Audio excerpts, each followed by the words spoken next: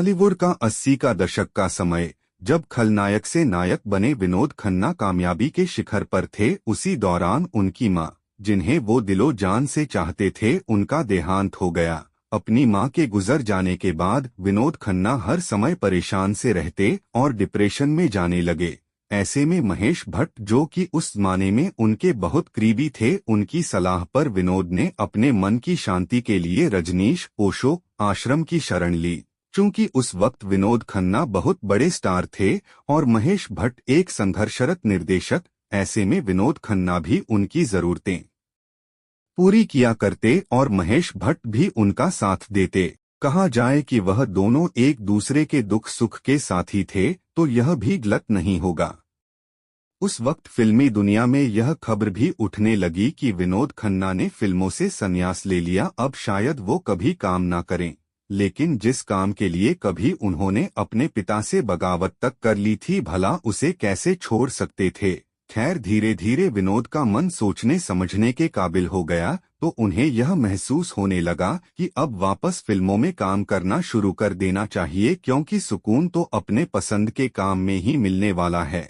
वैसे भी विनोद खन्ना ने सफलता की ऊंचाइयों को पहले से ही छू लिया था, तो ऐसे में वो खुद को कितने दिन रोके रख सकते थे। विनोद खन्ना भले ही कुछ वक्त के लिए फिल्मी दुनिया से दूर रहे हों, लेकिन उनका इंतजार उनके प्रशंसकों के अलावा फिल्म निर्देशकों और निर्माताओं को भी बेसब्री से था। जब ओशो आश्रम छोड़ विनोद खन्ना ने वापस फिल्मी दुनिया का रुख किया, तो दूसरे निर्देशकों की तरह महेश भट्ट ने भी उनके साथ एक फिल्म बनाने का विचार किया। महेश भट्ट ने अपनी फिल्म के ऑफर के साथ साथ विनोद खन्ना जी का कैरियर दोबारा सही तरीके से चले, इसके लिए उन्होंने अपने भाई मुकेश भट्ट को विनोद खन्ना का सेक्रेटरी बना दिया। उसके पीछे महेश भट्ट का एक मकसद यह भी था कि विनोद खन्ना के साथ जुड़कर मुकेश भट्ट की जिंदगी भी संवर जाएगी, क्योंकि मुकेश भट्ट उस वक्त एक बेहद लापरवाह और गैर जिम्मेदार इंसान की तरह इधर उधर भटक रहे थे। विनोद खन्ना ने भी इस बात के लिए कोई एतराज नहीं किया, क्योंकि यहाँ बात दोस्ती की थी। मीडिया रिपोर्ट के मुताबिक महेश भट्ट उन दिनों अपने मनमानी रवैये के लिए मशहूर थे। लोगों के पैसे अटकाना, मनमाने ढंग से काम करवाना उनकी आदत हुआ करती थी। उन्होंने विनोद खन्ना के साथ भी कुछ ऐसा ही करना चाहा। जब विनोद खन्ना को अपनी एडवांस पेमेंट सही समय पर नहीं मिली जो उनसे वादा किया गया था, तब उन्हें यह समझ में आने लगा कि महेश भट्ट उनकी दोस्ती का फायदा उठाकर उनका मिसयूज कर रहे हैं। विनोद खन्ना को इससे बहुत तकलीफ हुई, जिसके बाद उन्होंने तकरीबन 1.5 महीने तक उस फिल्म की शूटिंग रोक दी, ताकि महेश भट्ट को सबक मिल सके और यह बात भी समझ में आ जाए कि उन्हें ऐसी बातें बिल्कुल बर्दाश्त नहीं हैं।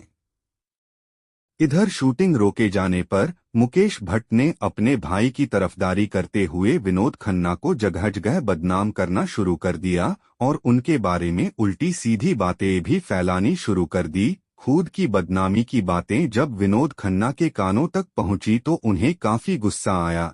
एक दिन मुकेश भट्ट से इन्हीं बातों को लेकर विनोद की खूब बहस हुई। बात इतनी आगे बढ़ी कि हाथापाई तक पहुंच गई। दरअसल विनोद खन्ना को यह बात बिल्कुल बर्दाश्त नहीं हुई कि एक सेक्रेटरी होकर मुकेश उनके जैसे बड़े स्टार को सम्मान देने के बजाय गलत लहजे में बात करें, भले ही वह उनके दोस्त महेश भट्ट का सगे भाई ही क्यों ना हो। उस दिन विनोद खन्ना को इतना गुस्सा आया कि उन्होंने मुकेश भट्ट को थप्पड़ तक जड़ दिए।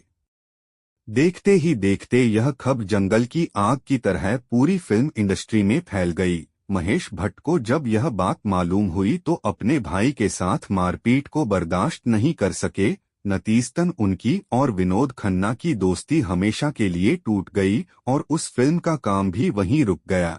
विनोद खन्ना, जो कि उस फिल्म से दिल से जुड़े थे और अपनी फिल्मों में वापसी के दौरान ऐसा कुछ नहीं करना चाहते थे कि उनकी प्रोफेशनल इमेज खराब हो, क्योंकि वापसी के बाद उनकी अभी 1-2 फिल्में ही रिलीज हुई थीं।